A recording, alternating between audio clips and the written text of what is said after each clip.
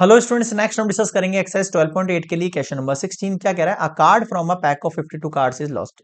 Total 52 cards है, उनमें से एक कार्ड खो गया।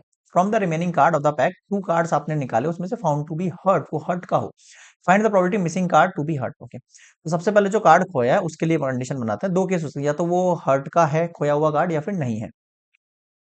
तो let even lost card is of heart, first case.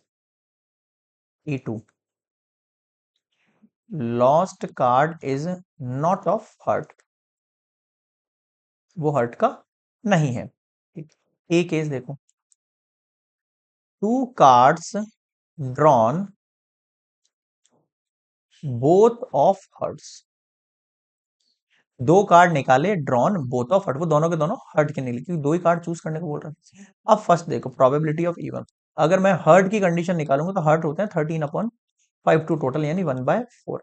Probability अगर मैं E2 निकालूंगा, 1 - 1/4 यानी 3/4।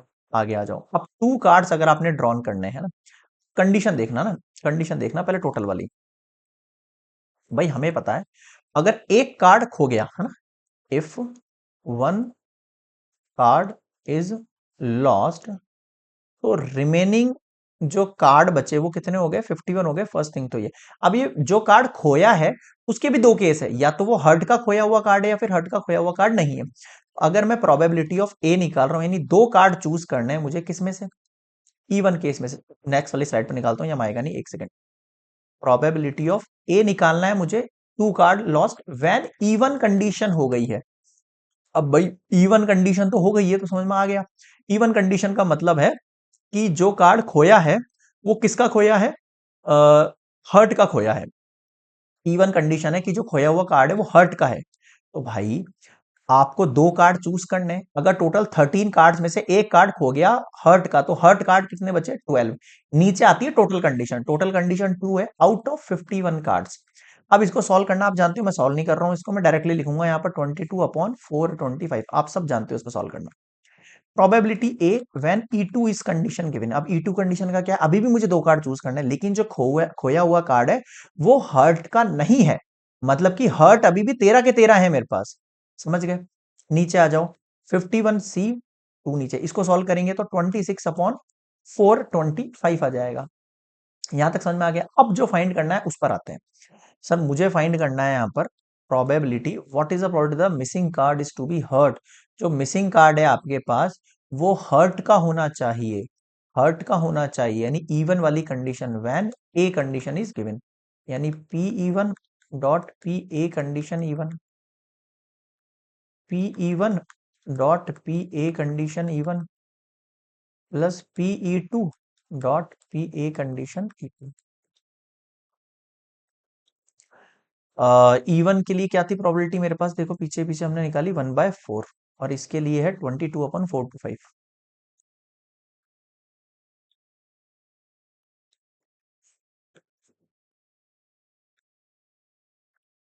प्लस ये 3/4 है 26/425। तो 4 to 5 तो कैंसिल आउट हो ही जाएगा, दिख ही रहा है मुझे क्लियरली, है ना। 1/4 भी हो जाएगा। देखो 1/4 22/425, मैं इस कंडीशन में से 1/4 मल्टीप्लाई 4 to 5 को अगर कॉमन निकालता हूँ, 22 प्लस 3 × 26 बचेगा। तो देखो ये दोनों कंडीशन इस दोनों कंडीशन से हो गई कैंसिल आउट। बच गया ऊपर 22 बच गया, नीचे 22/3 से मल्टीप्लाई करो, 3 × 6 = 18, 3 × 2 = 6 7 8, सही आ रहा है क्या? 3 × 6 = 18, सॉरी 7 आएगा। 22 इनको ऐड करो, 78 80 100, 2 से कट कर दूं 11/50। अब बताओ मुझे क्या नहीं आया? 2 1 2 2 1 2 और ये 50, यानी कि P इवन गिवन डेट ए का कंडीशन 22/100, इसको सॉल्व करेंगे तो 11/50। This is your required probability. आया कुछ समझ में? सो ये कंप्लीट होता है हमारा क्वेश्चन नंबर 16, और इसी के साथ हमारा एक और चैप्टर नंबर 12 जो है प्रोबेबिलिटी, वो होता है कंप्लीटेड। आया कुछ समझ में? तो यहां तक के टॉपिक्स के अंदर, यहाँ के चैप्टर्स के अंदर अगर आपको कोई भी डाउट लगे तो आप मुझे कमेंट कर सकते हैं, या फिर आप मुझे मेल कर सकते हो किस पर, गजवक्र academy@gmail.com पर। आया कुछ समझ में? अबाउट सेक्शन में मिल जाएगा। फॉलो वगैरह करना है तो उसके लिए भी अबाउट सेक्शन में मेरी आईडी वगैरह मिल जाएगी, तो वहां पर आप मेरे बारे में कुछ ना कुछ छोटा मोटा कुछ जान सकते हो। बाकी सिलेबस से रिलेटेड और कोई इशू लगे तो कमेंट्स बताइए, और जो भी आपके स्टूडेंट्स हैं, जूनियर सीनियर कोई भी कॉन्टेक्ट में, क्लास 8th से 12th का कंप्लीट मैथमेटिक्स आपको एनसीईआरटी लेक्चर्स कंप्लीट अपलोडेड है। न्यू जो बुक है आपकी 23-24 सिलेबस के अकॉर्डिंग, उसके अकॉर्डिंग बुक्स पूरा introduction part, examples, exercise, questions कुछ, ठीक है। फिर क्लास 11th एंड 12th के लिए अप्लाइड मैथमेटिक्स है ना, क्लास 12th, एक नेक्स्ट स्लाइड बता दूं, क्लास 11th और 12th के लिए अपना जो अप्लाइड मैथमेटिक्स चल रहा है, बुक कौन सी फॉलो कर रहे हैं अपन, एमएल अग्रवाल, ठीक है। बेस्ट बुक है, कोई इशू नहीं आएगा। बुक को आप 3 से 4 टाइम आप रिवाइज कर सकते हो इजीली पूरे साल के अंदर। पूरे साल में अगर आप ढंग से कंसिस्टेंसी से अगर आप पढ़ाई करोगे तो इजीली आप कम से कम 3 बार तो आप उसको निकाल ही सकते हो बुक को। 1 टाइम निकल जाएगी, 2 टाइम रिवीजन में कम टाइम लगेगा, 3 टाइम रिवीजन में और कम टाइम लगेगा।